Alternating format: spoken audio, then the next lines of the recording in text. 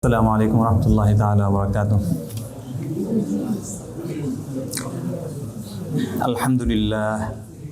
الحمد لله نحمده ونستعينه ونستغفره ونؤمن به ونتوكل عليه ونعوذ بالله من شرور أنفسنا ومن سيئات أعمالنا من يهد الله فلا مضل له ومن يضلل فلا هادي له ونشهد أن لا إله إلا الله وحده لا شريك له ونشهد أن سيدنا وسندنا وحبيبنا وطبيبنا ومولانا محمدا عبده ورسوله أرسله بالحق بشيرا ونذيرا وداعيا إلى الله بإذنه وسراجا منيرا. أما بعد فأعوذ بالله من الشيطان الرجيم. بسم الله الرحمن الرحيم. يا أيها الناس أنتم الفقراء إلى الله والله هو الغني الحميد. إن يشأ يذهبكم ويأتي بخلق جديد وما ذلك على الله بعزيز. صدق الله مولانا العظيم وصدق رسوله النبي الكريم ونحن على ذلك من الشاهدين والشاكرين والحمد لله رب العالمين. محترم معزز مكرم মুসল্লিয়ান ইকরাম, বিরাদারান ইসলাম, পর্দার আড়ালের মা বোনেরা এবং বিভিন্ন স্থান থেকে আগত শ্রোতাবৃন্দ, সবাইকে আমার অন্তঃস্থল থেকে মোবারকবাদ জানাই। আজকের তাফসীর মাহফিল আমরা শুরু করছি। শুরুতে মহান আল্লাহ রাব্বুল ইজ্জতের দরবারে আমরা শুকরিয়া জ্ঞাপন করি। আল্লাহ তাআলা আমাদেরকে কোটি কোটি মানুষ থেকে বাছাই করে তার ঘরে আসার তৌফিক দিয়েছেন, তারপর তার কালামের তাফসীর শোনার জন্য বসার তৌফিক দিয়েছেন। সবাই দিল থেকে বলি আলহামদুলিল্লাহ। প্রিয় হাজরিন, কোরআনে কারীম এটা মহাবিশ্বের মহাবিস্ময়। যতই দিন যাবে এটার বিষয় আরো প্রকাশ হবে, আরো প্রকটভাবে, আরো সুন্দরভাবে। এটা কখনো পুরনো হবে না এবং এটার বিস্ময় কখনো শেষ হবে না। কোরআনের এক একটি আয়াতের ভেতরে আমাদের তাদাব্বুর এবং তাফাক্কুর করা দরকার, গভীরভাবে ডুব দেওয়া দরকার। আল্লাহ সুবহানাহু ওয়া তাআলা মানব জাতিকে নির্দেশ দিয়েছেন লিয়াদাব্বারু আয়াতিহি, যে আমি কোরআন নাজিল করেছি যেন মানুষ এর এক একটা আয়াত নিয়ে গভীরভাবে চিন্তা করে। গভীরভাবে চিন্তা করা তো দূরের কথা, কখনো ছুঁয়েও দেখা হয় না। কোরআন আল্লাহ নাজিল করেছেন আকায়ে নামদার তাজদারে মাদিনা আহমদ মুস্তফা মোহাম্মদ মুস্তফা সাল্লাল্লাহু আলাইহি সাল্লামের উপরে, এবং তিনিই সবচেয়ে বেশি এর ব্যাখ্যা বুঝতেন। আল্লাহ তাকে তার সামনে আসমান জমিনের সব রহস্য উন্মোচিত করে দিয়েছিলেন এবং তিনি নিজে ঘোষণা করেছেন উতিতু ইলমাল আউয়ালিন ওয়াল আখিরিন, আমাকে পূর্ববর্তীদের সকলের সব জ্ঞান আমাকে দেওয়া হয়েছে এবং পরবর্তীদের সমস্ত জ্ঞান আমাকে দেওয়া হয়েছে। সুবহানাল্লাহ। কিন্তু প্রত্যেকটা আয়াত ধরে ধরে তিনি কি তাফসীর লিখে গেছেন কিংবা বলেছেন? করেন নাই। কেন? এটা একটা ভাবনার বিষয় যে আল্লাহ রাসূল ইচ্ছা করলে প্রত্যেকটা আয়াতের তাফসীর তিনি বলে যেতে পারতেন, কেন বলেন নাই? পরবর্তীতে অসংখ্য তাফসীর লেখা হয়েছে, এখনো লেখা চলছে, কিয়ামতের আগ পর্যন্ত লেখা চলতেই থাকবে। আল্লাহ রাসূল যদি নিজে তাফসীর করে দিয়ে যেতেন তাহলে তো এত তাফসীর লেখার প্রয়োজন হতো না। মূলত আল্লাহ রাসূল যদি কোনো কিছু লিখে দিতেন তাহলে আর কেউ তাফসীর লিখতে পারতো না, আর আপনি আমরা ভাবতে পারতাম না। আমরা এই কোরআনের আয়াত নিয়ে যে ভাবতে হবে, এটা ভিন্ন একটা বিধান। তো এই হিকমতে আল্লাহ রাসূল নিজে তাফসীর করে দেন নাই ওইভাবে। বিভিন্ন আয়াত সম্পর্কে যেখানে অস্পষ্ট আছে এই করেছেন, কিন্তু প্রত্যেকটা আয়াত ধরে ধরে তাফসীর কেন করেন নাই? এই জন্যই করেন নাই যে প্রত্যেকটা আয়াতকে আপনাকে আমাকে ভাবার জন্য আল্লাহ হুকুম করেছেন।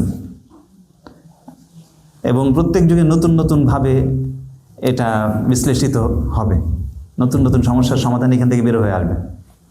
এক আর দ্বিতীয় কারণ হচ্ছে তাফসির করে শেষ করা যাবে না। আল্লাহর কালামের তাফসির যদি শুরু করা হয় কেউ শেষ করতে পারবে না। আমরা এখানে যতই আমরা তাফসির করি, আমরা গভীর ভাবলেও এর পূর্ণ হাকিকত আমাদের সামনে কখনো আসবে না। আপনি আসমানে তাকাবেন, এখন অন্ধকার রাত, আকাশে দেখবেন কতগুলো নক্ষত্র, কত তারা আছে, এক একটা নক্ষত্র কত বড়। এই পৃথিবীর চাইতে বরং এই সৌরজগতের চাইতে বড় বড় নক্ষত্র আছে, বিরাট বিরাট নক্ষত্র আছে। দেখা যায় ছোট্ট একটা আলো, আসলে ওর ভেতরে কত বিরাট জায়গা আছে। একটা সূর্য এই পৃথিবীর চেয়ে কত গুণ বড়, দেখা যায় কতটুকু। কোরআনের তাদাব্বুরের পরে, তাফাক্কুরের পরে আসলে কোরআনের এক একটি আয়াতের আমরা ঠিক কোন জিনিসটা পাই। আমরা ওই নক্ষত্রগুলোকে দেখে যেমন একটা চোখের সৌন্দর্য, কোরআনের আয়াত কিছুটা যে আমি তর্জমা করি, কিছু সামান্য ব্যাখ্যা করি, এতে ওই একটু আপনি সৌন্দর্যটা উপলব্ধি করতে পারবেন, কিছু আনন্দ পাবেন, কিছু নূর এবং কিছু জ্যোতি পাবেন। কিন্তু এক একটি আয়াত ওই এক একটা নক্ষত্রের চাইতেও বিরাট বিশাল, সুবহানাল্লাহ। এর গভীরে যত আপনি যাবেন তো দেখবেন যে কত উলুম, কত জ্ঞান এবং কত কিছু এখানে আল্লাহ সুবহানাহু ওয়া তাআলা রেখে দিয়েছেন। আপনি আমৃত্যু খালি এটা চর্চা করে যাবেন, এটা গভীর ভাবনায় ডুব দিবেন, কিন্তু এর কোনো কুল কিনারা আপনি পাবেন না। এটাই বাস্তব কোরআনের আয়াত সম্পর্কে। আপনি দুনিয়াতে নানান রকম জ্ঞানের চর্চা দেখবেন, নানান রকম দৃষ্টিকোণ, নানান বিভিন্ন ধরনের পার্সপেক্টিভ। বিজ্ঞানের দৃষ্টিকোণ থেকে কথাটা এইভাবে, একজন দার্শনিকের দৃষ্টিকোণ থেকে এইভাবে, একজন রিলিজিয়াস লিডারের দৃষ্টিকোণ থেকে একরকম, একজন চিকিৎসক সে একই কথা ভিন্ন আঙ্গিকে ব্যক্ত করে, একজন সমাজবিজ্ঞানী তার ব্যক্ততা একটু ভিন্নভাবে হয়। তারপরে অসংখ্য মনোবিজ্ঞানী যে তো সাইকোলজিক্যাল আঙ্গিকে সে একটা কথাকে উপস্থাপন করে, একই কথা তো এক একজন যখন ব্যক্ত করবে তো দেখা যাবে এক একভাবে সেটা সামনে আসে। কুরআনে কারীম নাজিল করেছেন কে? কার কালাম এটা? আল্লাহ সুবহানাহু ওয়া তাআলা। আল্লাহ সুবহানাহু ওয়া তাআলা তো সমস্ত জ্ঞানের আধার। তো কোরআনের যখন একটা আয়াত আসে তো এর ভিতর নানান দৃষ্টিকোণ, সমস্ত কিছু এখানে সমন্বিতভাবে আসে। কোনো নির্দিষ্ট একটা দৃষ্টিকোণ আপনি এখানে পাবেন না, সমস্ত জ্ঞান বিজ্ঞানের সমস্ত সমন্বিত রূপ এখানে প্রকাশ পায়। সূরা ফাতির নিয়ে আমরা আলোচনা করছিলাম। এই সূরার বৈশিষ্ট্য এই সূরার নামের ভিতরেই আছে, সেটা আল্লাহ সুবহানাহু ওয়া তাআলার সৃষ্টি বৈচিত্র্য এখানে তুলে ধরা হয়েছে, আল্লাহর সৃষ্টির কুদরত এখানে তুলে ধরা হয়েছে। বলেছি যে আমাদের ইবাদতগুলি বৈচিত্র্যপূর্ণ। বহু মানুষ একই মসজিদে ইবাদত করছে, সালাত আদায় করছে, কিন্তু সবগুলি নামাজ একরকম হয় না। আবু বকর সিদ্দিক রাদিয়াল্লাহু আনহু তিনি যে সিজদা করতেন আর আপনি যে সিজদা করেন, এই দুই সিজদা কি এক না? কেন? আল্লাহর কাছে এটার মর্যাদা ভিন্ন হয়। আল্লাহর মারিফাতের পরিমাণ এর ভিন্নতার ভিত্তিতে, যার ভিতরে আল্লাহর মারিফাত বেশি থাকবে তার সে আমলটার ওজন তত বেশি থাকবে। তা আমাদের এই জন্য কর্তব্য হচ্ছে আল্লাহর মারিফাত, আল্লাহর পরিচয়, আল্লাহর জাত এবং সিফাত সম্পর্কে আমাদের জ্ঞান অর্জন করা এবং সেটা অভ্যন্তরে ধারণ করা। পবিত্র কোরআনে আহকামের সাথে সাথে আল্লাহর মারিফাত, আল্লাহর পরিচয় এত বেশি দেওয়া হচ্ছে এই জন্যই যে হুকুমগুলির গুরুত্ব যেন আমরা উপলব্ধি করি এবং হুকুমগুলি পালন করার সময় সেটা যেন আমরা উপলব্ধি করি যেটা কার হুকুম। ইয়া আইয়ুহান নাস, হে লোক সকল, আনতুমুল ফুকারা ইলাল্লাহ। আল্লাহর হুকুম লঙ্ঘন করার সময় এই কথাটি যেন মাথায় থাকে যে আমি কার হুকুম অমান্য করছি। হে লোক সকল, আনতুমুল ফুকারা ইলাল্লাহ, তোমরা সকলেই আল্লাহর মুখাপেক্ষী। প্রতি মুহূর্তে আল্লাহর যে কতটা মুখাপেক্ষী আমরা, আল্লাহু আল গানিয়ুল হামিদ, আর আল্লাহর হচ্ছেন অমুখাপেক্ষী সত্তা, তার কোনো কিছুর প্রয়োজন নেই তোমাদের। আল হামিদ, তিনি স্বয়ং প্রশংসিত, আপনি প্রশংসা করেন আর না করেন, হামদ করেন আর না করেন, আল্লাহর গুণগান আপনি গান বা না গান, আল্লাহ সত্তাগতভাবেই প্রশংসিত। যে চরম সুন্দর হয়, তো তাকে আপনি সুন্দর বলেন আর না বলেন, সে তো সুন্দর। এমনই এই আশা, আল্লাহ চাইলে ইউযহিবকুম, তোমাদের ধ্বংস করে দিবেন। ওয়ায়াতি বিখালকিন জাদীদ, নতুন সৃষ্টি নিয়ে আসবেন। পৃথিবীতে বহু জাতি ছিল, কারোর প্রয়োজন নাই আল্লাহর। কওমে নূহ ছিল, কওমে আদ ছিল, কওমে সামুদ ছিল, কওমে লূত ছিল, কওমে শুআয়ব, কওমে ফিরআউন, কওমে নমরুদ, কত বড় বড় জাতি গোষ্ঠী ছিল, তাদের নাম নিশানা কিছুই নাই। আজকে কিসের জোরে নিজেদের গৌরব প্রকাশ করো?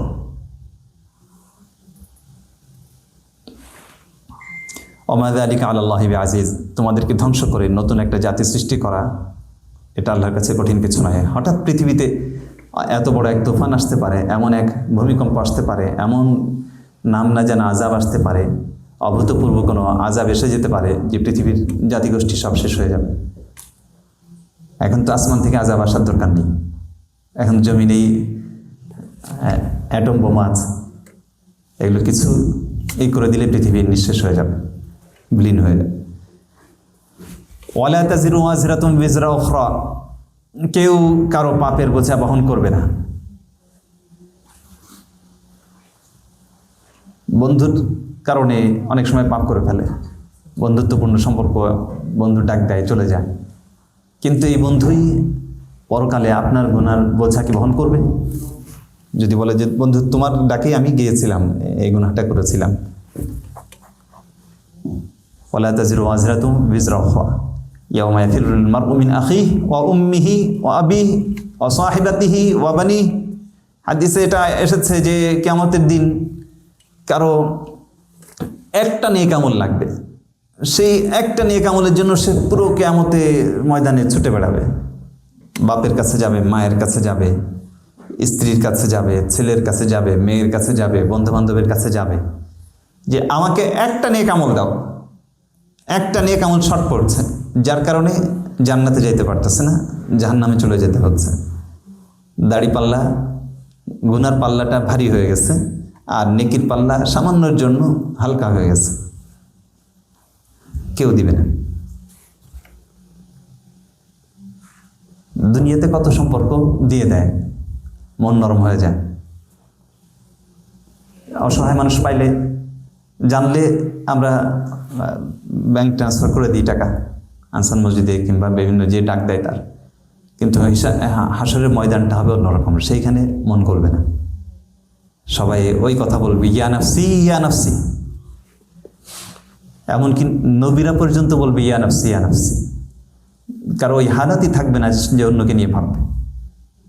একমাত্র আমাদের নবীজির সম্পর্কে বলা হয়েছে, যেহেতু আল্লাহর রহমতের নিদর্শন তিনি, প্রতিবহ তিনি, তাই তিনি ইয়া নাফসির স্তর থেকে উপরে উঠে তিনি বলবেন ইয়া উম্মাতি ইয়া উম্মাতি। ওয়াইন তাদউ মুসকালাতুন ইলা হিমলিহা লা ইউহমাল মিনহু শাই, কাউকে যদি ডাকা হয় যে ভাই তুমি আমার বোঝা কিছু বহন করো, তো কেউ বহন করবে না। ওয়ালাউ কানা যা কুরবা, আন্তরিক সম্পর্ক হলেও, নিকট আত্মীয় হলেও, হ্যাঁ তবে বোঝা বহন করবে। যারা অন্যদেরকে পাপের দিকে নিয়ে গেছে, অন্যদেরকে গুনার দিকে আহ্বান করেছে, তারা নিজেদের পাপও বহন করবে। আর অন্যদের পাপ বলতে অন্যদেরকে যে খারাপ পথে নিয়ে গেছে, এই পাপের বোঝা তো ডাবল হয়ে যাবে, তাদের পাপ কয়েক গুণ বেড়ে যাবে। ইন্নামা তুনযিরুল্লাযীনা ইয়াখশাউনা রাব্বাহুম বিল গায়ব, আপনি কাদেরকে সতর্ক করবেন? আপনি সতর্ক করবেন ওই সকল মানুষকে যারা অদৃশ্য খোদাকে, আল্লাহকে না দেখে আল্লাহকে ভয় করে।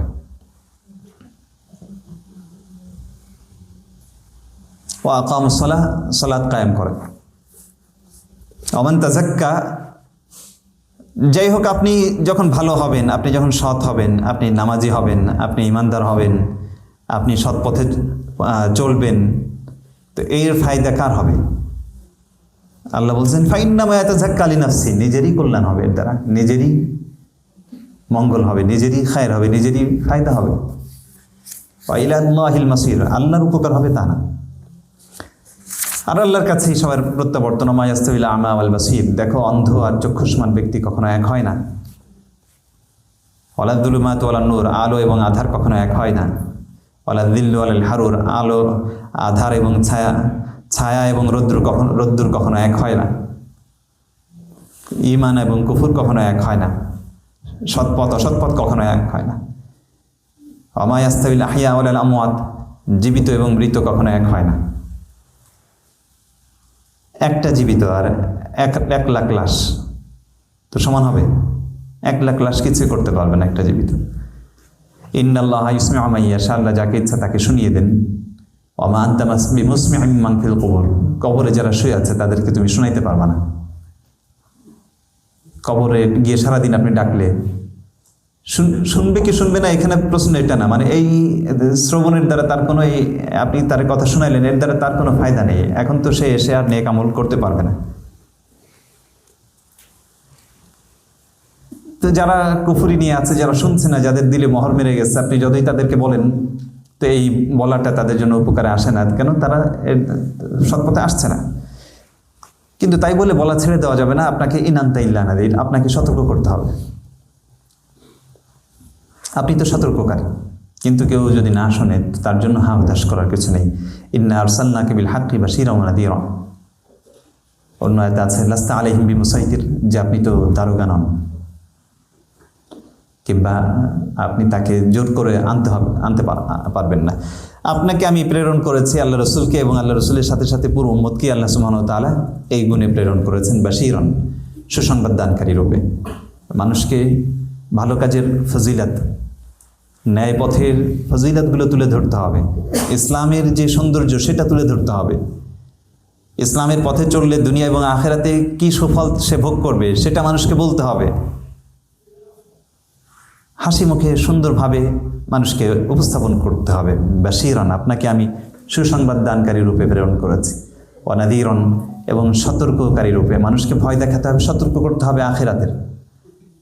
ওয়া ইম মিন উম্মাতিন ইল্লা খালা ফিহা নাযীর, প্রত্যেকটা জাতিগোষ্ঠীর মাঝেই সতর্ককারী চলে গেছে, ভীতি প্রদর্শনকারী গেছে। প্রত্যেকটা উম্মতের ভিতরে, এই কোরিয়ান জাতির ভিতরে আমি আগে একদিন বলেছি যে এইখানেও নবী রাসূল এসেছে, পয়গম্বর এসেছে। চায়না বলেন, কোরিয়া বলেন, কোরআনে কারিমে মাত্র কয়েকজন, 25 জন নবীর উল্লেখ আছে। কিন্তু এছাড়া অসংখ্য রাসূল দুনিয়াতে এসেছে, অনেক নবী এবং মেসেঞ্জার এসেছে। ওয়াই ইউকাযযিবুকা ফাকাদ কাযযাবাল্লাযীনা মিন ক্বাবলিহিম জাআতহুম রাসূলুম বিল বায়িনাত, যদি অবিশ্বাস করে, অস্বীকার করে, তো পূর্বের অনেক নবী রাসূলকে অস্বীকার করা হয়েছে। সুম্মা আখাযতুল্লাযীনা কাফারু ফাকাইফা কানা নাকির। এরপরে যে বিষয়টা বলছিলাম যে কোরআনে কারীম সূরা ফাতিরে আল্লাহ তাআলা তার সৃষ্টির বৈচিত্র্য নিয়ে আলোচনা করেছেন একদম শুরু থেকেই।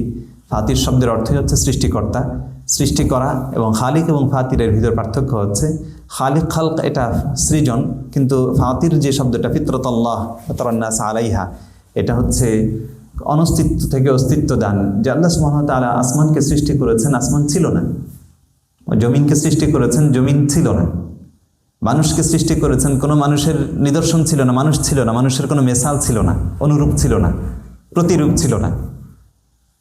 প্রতিরূপহীন মানুষ থেকে মানুষকে সৃষ্টি করেছেন। প্রাণী জগৎকে সৃষ্টি করেছেন, গরু বলেন, ছাগল বলেন, মুরগি বলেন, আরও অসংখ্য অগণিত যে মাখলুকাত রয়েছে, পিঁপড়া থেকে নিয়ে হাতি পর্যন্ত, ডাইনোসর থেকে নিয়ে আরও যত মশামাছি পর্যন্ত, মাকড়সা পর্যন্ত, এই সব কিছু আল্লাহ সুবহানাহু ওয়া তাআলার উদ্ভাবন, এবং এটার অতীতে এর কোনো অনুরূপ বা প্রতিরূপ ছিল না। আল্লাহ সুবহানাহু ওয়া তাআলা নাই থেকে, অনস্তিত্ব থেকে অস্তিত্ব দান করেছেন। যেমন পানি বলেন, বাতাস বলেন, আগুন বলেন, মাটি বলেন, লোহা এবং সমস্ত খনিজ দ্রব্য, সমস্ত পদার্থ এবং সমস্ত দৃশ্য অদৃশ্য সৃষ্টিগুলি আল্লাহ সুবহানাহু ওয়া তাআলা অনস্তিত্ব থেকে অস্তিত্ব দান করেছেন। এই সৃষ্টি বৈচিত্র্য, এটা হচ্ছে এই সূরার বিশেষ বৈশিষ্ট্য যেটা উল্লেখ করা হয়েছে। এইখানে সামনে আল্লাহ সুবহানাহু ওয়া তাআলা কিছু আরও দৃষ্টান্ত দিচ্ছেন। আলাম তারা, তুমি কি দেখো নাই, আন্নাল্লাহ আনজালা মিনাস সামাই মা, আল্লাহ আসমান থেকে পানি বর্ষণ করেন। ফাআখরাজনা বিহি সামারাতিন মুখতালিফান আলওয়ানুহা, আর এই পানি থেকে, একই বৃষ্টির পানি থেকে, একই মাটিতে কত বিচিত্র ফলমূল আল্লাহ সুবহানাহু ওয়া তাআলা উৎপাদন করেন। সুবহানাল্লাহ। একই বাগানে একই বৃষ্টির পানি এবং একই মাটি থেকে আমও হচ্ছে, জামও হচ্ছে, কাঁঠালও হয়, লিচু হয়, আনারস হয়, ডালিমও হয়, আনার এবং আঙ্গুর এবং খেজুর এবং হরেক রকমের ফল ফলাদি। সুবহানাল্লাহ।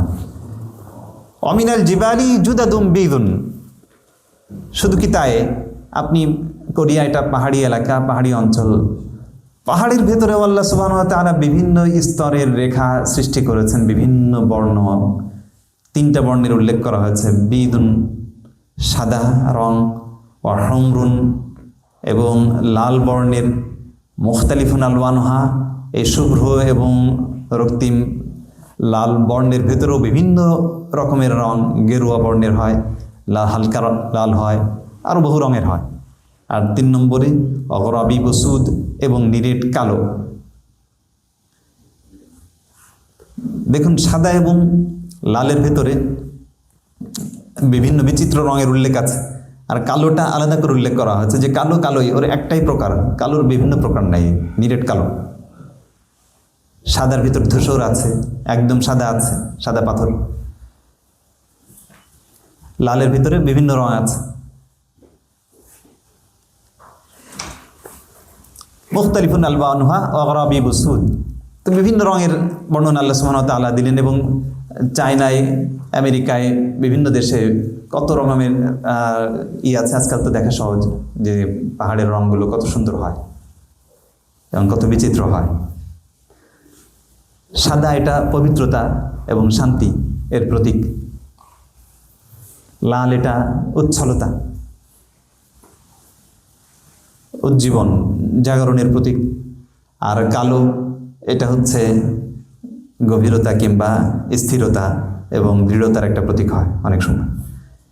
অমিনান নাস, একইভাবে মানুষের ভেতরে, ওয়াদ-দাওয়াবি চতুষ্পদ জন্তুর ভেতরে, ওয়াল আনআমি এবং পশু পাখি, এই সব কিছুর ভেতরেই মুখতালিফুন আলওয়ানু, বহু রকমের রং।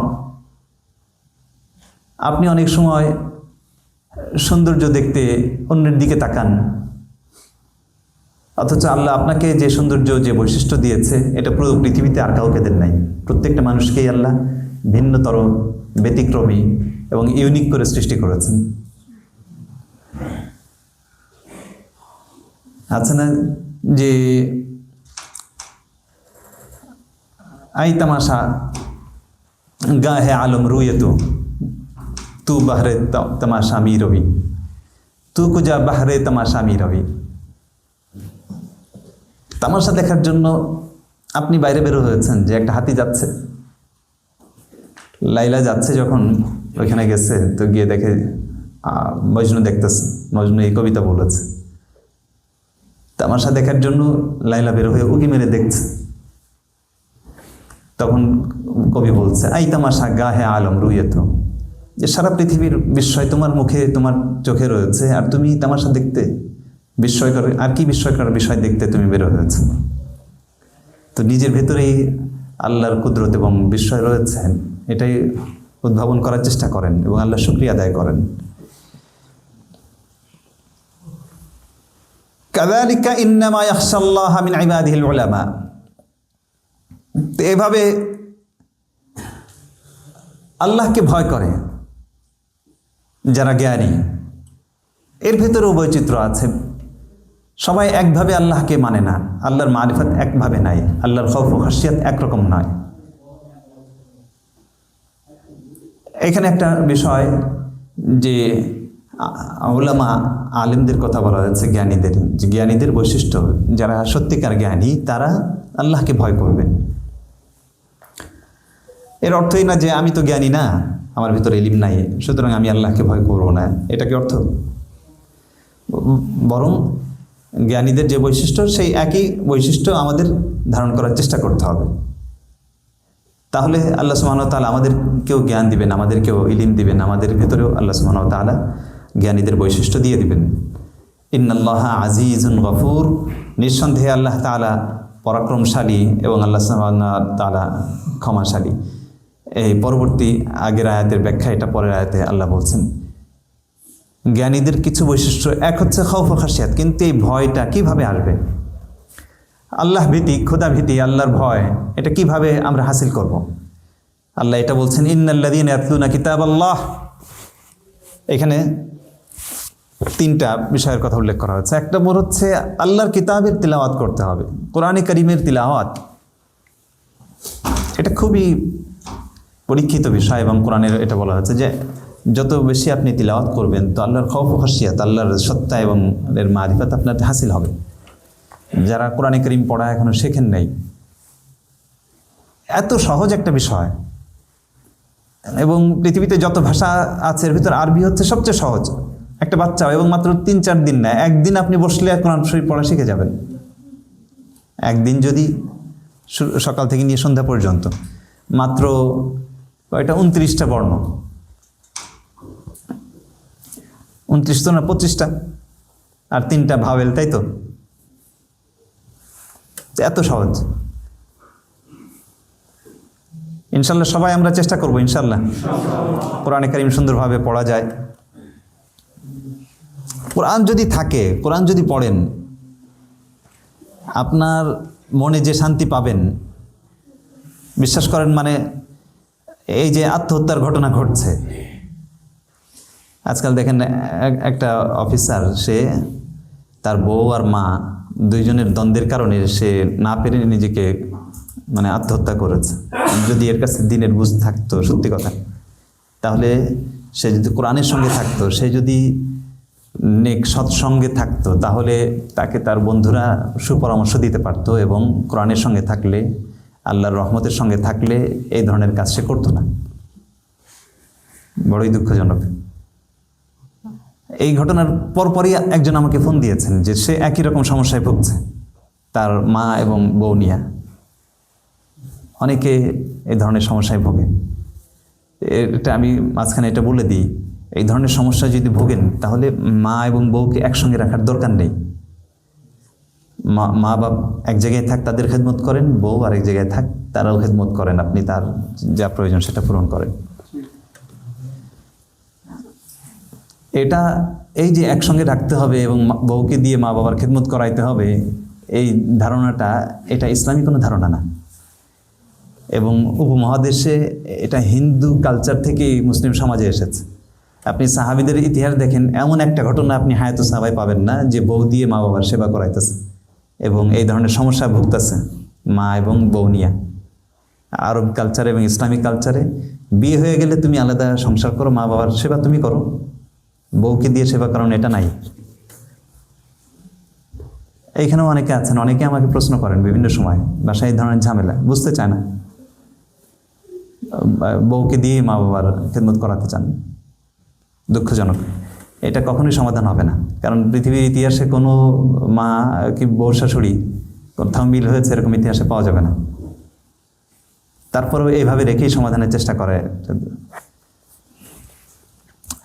আল্লাহ সুবহানাহু ওয়া তাআলা বলছেন তাহলে 3টা বিষয়। 1 নম্বর হচ্ছে যারা আল্লাহর কিতাবের তিলাওয়াত করে, আকামুস সালাহ, এবং সালাত কায়েম করে, ওয়া আনফাকু মিম্মা রাযাকনাহুম, এবং আমি তাদেরকে যা রিজিক দিয়েছি সেইখান থেকে ব্যয় করে। তো একটা হচ্ছে দৈহিক ইবাদত, আরেকটা হচ্ছে সম্পদের ইবাদত, আল্লাহর রাস্তায় খরচ করা। দেখুন, একটু একটু করে খরচ করতে করতে বড় ধরনের দান করার হাওসালা, হিম্মত, সাহস হয়। সুতরাং যেখানে খরচের সুযোগ হয় সেখানে খরচ করার চেষ্টা করি ইনশাআল্লাহ। আমাদের তাফসীর মাহফিল উপলক্ষে প্রত্যেক সপ্তাহে আপনাদের কাছ থেকে অনুদান চাওয়া হয়। তো সামান্য যেটা যে যতটুকু পারি তো সেটা দেওয়ার চেষ্টা করি। সবাই আমরা ইনশাআল্লাহ অনুদান দিব ইনশাআল্লাহ। আল্লাহ সুবহানাহু ওয়া তাআলা তৌফিক দিন। তো যারা আমি তাদেরকে যে রিজিক দিয়েছি সেখান থেকে গোপনে এবং প্রকাশ্যে, আমল গোপনে করা, মানুষের আড়ালে শুধু আল্লাহর জন্য ইখলাসের সঙ্গে করা, এটা উত্তম। তবে কোথাও কোথাও গোপনের সাথে সাথে কখনো প্রকাশ্যে করা, যেমন দান সদকা, অনেক সময় প্রকাশ্যে করা, এটা উত্তম। কেন? কারণ আপনার দেখা দেখি অন্যরা উৎসাহিত হয়। এই জন্য এখানে আল্লাহ সুবহানাহু ওয়া তাআলা বিশেষভাবে বলে দিয়েছেন যে যারা দান করে গোপনে এবং প্রকাশ্যে, কখনো গোপনে এবং কখনো প্রকাশ্যও করতে হয়। তো তারা ইয়ারজুনা তিজারাতাল লান তাবুর, তারা এমন এক বিজনেস, এমন এক ব্যবসা তারা করছে যে ব্যবসায় কোনো ক্ষতি নাই, লস নাই, লোকসান নাই। সুবহানাল্লাহ। ইচ্ছে হয় না যে একটা স্বাধীনভাবে বিজনেসম্যান হবেন, ব্যবসা করবেন। চাকরি করা মানে তো চাকর, গোলামি। বিজনেস করলে, ব্যবসা করলে একটা স্বাধীনতা থাকে নিজের ইচ্ছে মতো, আর টাকা পয়সাও বরকত, ভালো আয় রোজগার হয়। তা আল্লাহ সুবহানাহু ওয়া তাআলা বলছেন যে এই তিনটা কাজ করলে তুমি একজন ব্যবসায়ী হয়ে যাবে এবং আল্লাহর সঙ্গে তোমার বিজনেস হবে। এক হচ্ছে আল্লাহর কিতাবের তেলাওয়াত করবে, 2 নম্বর হচ্ছে সালাত কায়েম করবে, নামাজ পড়বে, 3 নম্বর হচ্ছে আল্লাহর রাস্তায় দান করবে। তো এই 3টা কাজ করলে তুমি একজন বিজনেসম্যান। সুবহানাল্লাহ। এবং এমন বিজনেস যে কোনো ব্যবসায় সেখানে ঝুঁকি থাকে যে পুঁজিটা ফিরে আসে কিনা। এমন কোনো ব্যবসা নেই যে টাকা দিলে সেটা বাড়তেই থাকবে, সেটার কোনো ঝুঁকি নাই। কিন্তু এই বিজনেসে আপনার কোনো ঝুঁকি নাই। তিজারাতাল লান তাবুর, যে টাকাগুলো আপনি দান করছেন এটা বহুগুণে আপনার জীবনে ফিরে আসবে ইনশাআল্লাহ। লিইউয়াফিয়াহুম উজুরহুম, আল্লাহ তাদের প্রতিদানকে পরিপূর্ণ করে দিবেন। ওয়া ইয়াযিদাহুম মিন ফাদলি, এবং তার অনুগ্রহ বাড়িয়ে দিবেন। ইন্নাহু গাফুরুন শাকুর, তিনি ক্ষমাশীল এবং মূল্যায়নকারী, তিনি কদর করেন। অনেকে আছে তার সঙ্গে যতই ভালো ব্যবহার করেন, ভালো আচরণ করেন, সে কদর করবে না, মূল্য দেয় না। মূল্য দেওয়া শিখতে হয়, মানুষের ভালো জিনিস এটার মূল্যায়ন করা শিখতে হয়। আল্লাহ সুবহানাহু ওয়া তাআলার এটা একটা গুণ যে আল্লাহ তাআলা, আল্লাহর সিফাত শাকুর, মানে যা কিছু আপনি আল্লাহর জন্য করবেন আল্লাহ এটার পূর্ণাঙ্গ মূল্যায়ন করেন। সুবহানাল্লাহ। অবশ্যই আল্লাহ সুবহানাহু ওয়া তাআলা এটার মূল্য দিবেন। এটার শাকুর শব্দের অর্থ শুকরগুজার, মানে আল্লাহ এটার শুকরগুজার, আল্লাহর এটার কদর দান। ওয়াল্লাযী আওহাইনা ইলাইকা মিনাল কিতাব হুয়াল হাক্ক,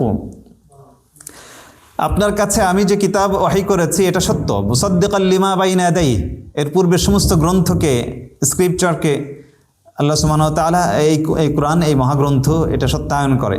ইন্নাল্লাহা বিইবাদিহি লাখাবীরুম বাসীর। সুম্মা আওরাসনা আল কিতাব আল্লাযীনা ইসতাফাইনা মিন ইবাদিনা, আল্লাহ রাসূল চলে গেছেন আর এই কোরআন আমাদের মাঝে রেখে গেছেন। আল্লাহ বলছেন যে এই কিতাবের ওয়ারিস বানায়াছি আমি। কাদেরকে? আমার বান্দার ভেতর থেকে যাদেরকে আমি নির্বাচন করেছি, চুজ করেছি, মানে পুরো উম্মতে মুহাম্মাদিয়া এরা হচ্ছে নির্বাচিত, সিলেক্টেড আল্লাহর পক্ষ থেকে। সুবহানাল্লাহ। মানে আল্লাহর কত অনুগ্রহ আমাদের উপরে যে আমাদেরকে আল্লাহ তাআলা কি করেছেন? সিলেকশন করেছেন, অনুগ্রহ করেছেন, ইস্তেফা করেছেন, ইখতিয়ার এবং ইন্তেখাব করেছেন। এরপরে এই তিনটা ভিতরেই ফামিনহুম যালিমুন লিনাফসিহি ওয়া মিনহুম মুকতাসিদ ওয়া মিনহুম সাবিকুম বিল খায়রাত, 3 ভাগে ভাগ করেছেন পুরো উম্মতকে। এই উম্মতের ভিতর কিছু আছে যারা জালিম, মানে ভালো কাজও করে, মন্দ কাজও করে, হারাম কাজও করে, অনেক সময় ওয়াজিব ছেড়ে দেয়, অনেক সময় করে, এই এক শ্রেণী। দ্বিতীয় নম্বর মিনহুম মুকতাসিদ, যারা মধ্যম পন্থায়, অর্থাৎ কোনো ফরজ কাজকে ত্যাগ করে না এবং কোনো হারাম কাজে জড়ায় না, কিন্তু মুস্তাহাব্বাত কখনো করে কখনো করে না। আর 3 নম্বর ওয়া মিনহুম সাবিকুম বিল খায়রাত, যারা কল্যাণের কাজে অগ্রসর, কোনো হারাম কাজ তো করেই না, আর কোনো ফরজ ওয়াজিব ছাড়ে না, আর কোনো মুস্তাহাব্বাতও তারা ছাড়ে না। দিনে যে সমস্ত মুস্তাহাব কাজ আছে, বরং অনেক সময় মুবাহ কাজ, হালাল কাজ, কিন্তু ওই হালাল বেশি করলে তাহলে দেখা যাবে কি হবে, ফরায়েজ ওয়াজিবাতের ভিতরে কোনো ত্রুটি হতে পারে, এই জন্য অনেক হালাল কাজও তারা ত্যাগ করে। এরা হচ্ছে সাবিকুম বিল খায়রাত, কল্যাণের কাজে যারা অগ্রসর। যালিকা হুয়াল ফাদলুল কবীর। একবার আবু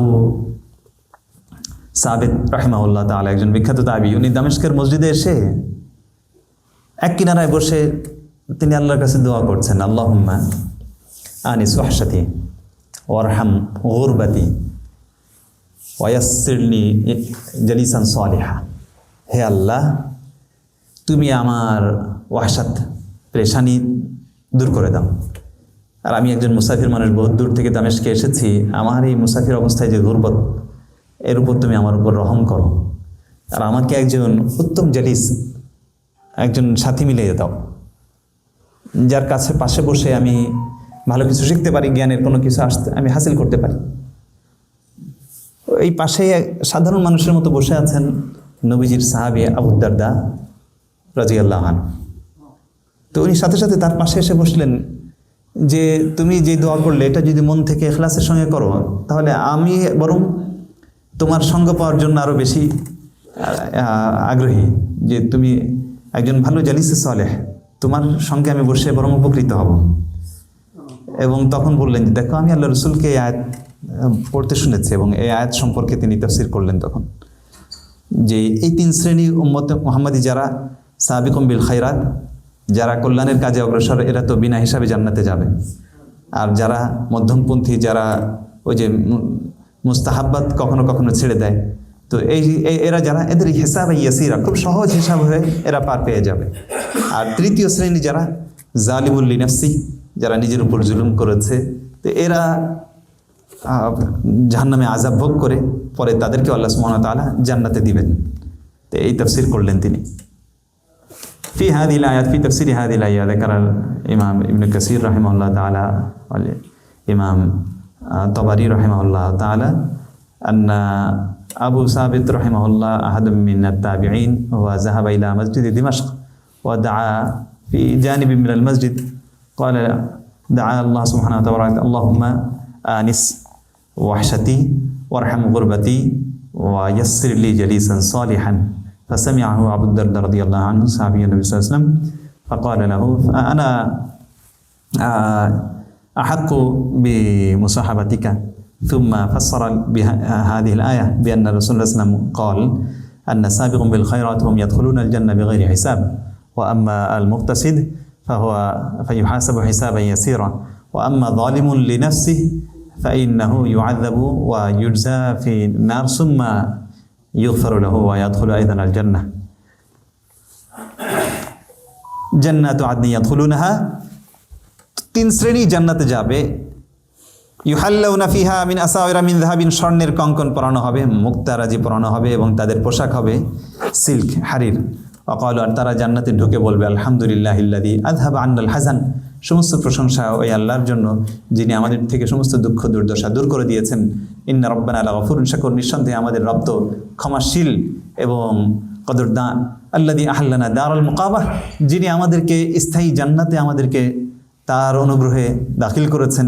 সেখানে এই জান্নাতে আমাদের কোনো কষ্ট, কোনো ক্লান্তি এবং কোনো দুঃখ, কোনো দুর্দশা, কোনো রোগ ব্যাধি, কোনো কিছুই আমাদেরকে স্পর্শ করবে না। ওয়াল্লাযীনা কাফারু, আর যারা কুফরি করবে তাদের জন্য লাহুম নারু জাহান্নাম, জাহান্নামের আগুন। লা ইউকদা আলাইহিম, মৃত্যু আসবে না, যে মৃত্যু হয়ে শেষ হয়ে যাবে, এবং তাদের আযাব এবং শাস্তি এটা কমানো হবে না। কাযালিকা নারজি কুল্লা কাফুর ওয়াহুম ইয়াস্তারিখুনা ফিহা, জাহান্নামের ভিতর কাফেররা চিৎকার করবে রব্বানা, হে আমাদের পালনকর্তা, আখরিজনা, এই জাহান্নাম থেকে আমাদেরকে বের করে দেন, না'মাল সালিহান, আমরা এখন ভালো কাজ করব, গায়রাল্লাযী কুন্না না'মাল, যে কাজগুলি আমরা আগে করতাম তা করব না, এখন থেকে আমরা নেক কাজ করব। আল্লাহ বলবেন আওয়ালাম নুআম্মিরকুম, এতটুকু বয়স কি তোমাদেরকে আমরা দিই নাই? মা ইয়াতাযাক্কারু ফীহি মান তাযাক্কারা, যেই বয়সে যারা উপদেশ গ্রহণ করার তারা উপদেশ গ্রহণ করতে পারে। কতাদা বলেন এই বয়স হচ্ছে 18 বছর। 18 বছর বয়স হয়েছে মানে আল্লাহ আখিরাতে বলবেন যে তোরে কি এতদিন সময় দিই নাই? তো এখানে 18 বছরের নিচে কেউ আছেন? বাচ্চা আছে?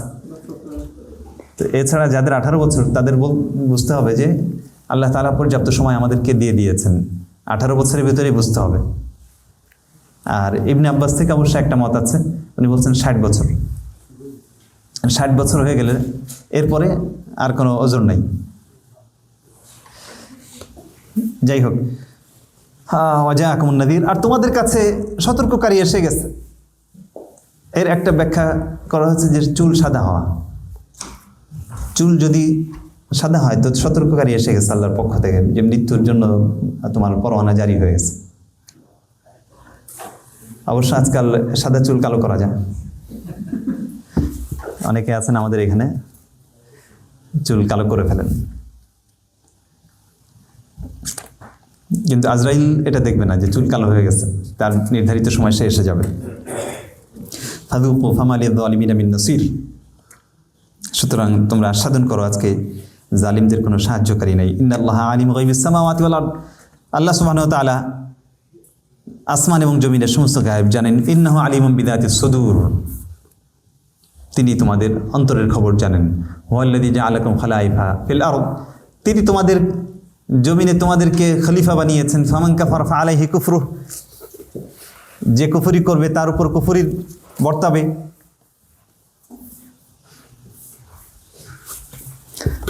ওয়ালা ইয়াজিদুল কাফিরিনা কুফরুহুম ইনদা রাব্বিহিম ইল্লা মাক্তা ওয়ালা ইয়াজিদুল কাফিরিনা কুফরুহুম ইল্লা খাসারা। কুফরি করলে, আল্লাহর হুকুম অমান্য করলে, আল্লাহর নাশুকরি করলে এর দ্বারা ক্ষতি ছাড়া কোনো লাভ, কোনো উপকার আমাদের জীবনে নাই। আজকে এই শেষ মেসেজের মাধ্যমে আজকে আমরা এখানে তাফসীর শেষ করতে চাচ্ছি। আসলে আল্লাহর হুকুম মান্য করলে সেটা আমাদের জন্যই কল্যাণকর, আমাদের জন্যই ফায়দার, আমাদেরই খায়ের। সুতরাং যত বেশি আল্লাহর ইবাদত করা যায় এবং হারাম থেকে, আল্লাহর অপছন্দনীয় কাজ থেকে বিরত থাকা যায়, আমাদের শেষ চেষ্টা করতে হবে। আল্লাহ সুবহানাহু ওয়া তাআলা আমাদের সবাইকে এই তৌফিক দান করেন, আমিন। ওয়া আখিরু দাওয়ানা আনিল হামদুলিল্লাহি রাব্বিল আলামিন। ইনশাআল্লাহ ইখওয়ানানা আল আরব ইনশাআল্লাহ بعد الدعاء يكون هنا ضيافة، ولكن علينا كلنا أن نشارك في فيما يحتاج إلى الطبخ كما تعلمون. إن شاء الله نحن نشارك كل أحد إن شاء الله. جزاكم الله.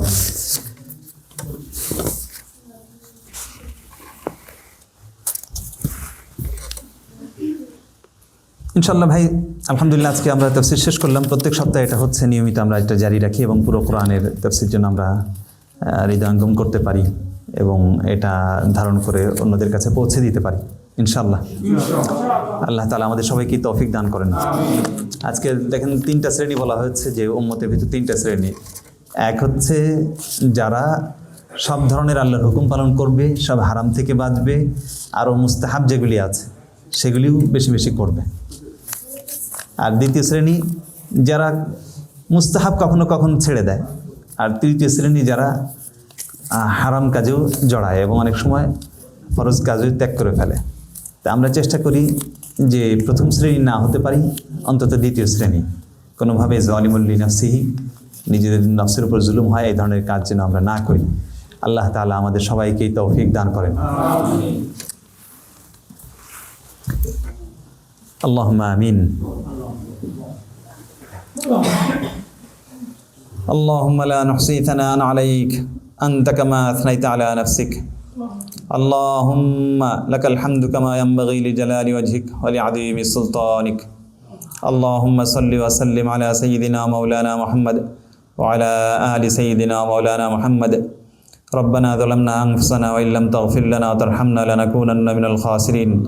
ربنا آتنا في الدنيا حسنة وفي الآخرة حسنة وقنا عذاب النار. رب ارحمهما كما ربياني صغيرا. رب ارحمهما كما ربياني صغيرا.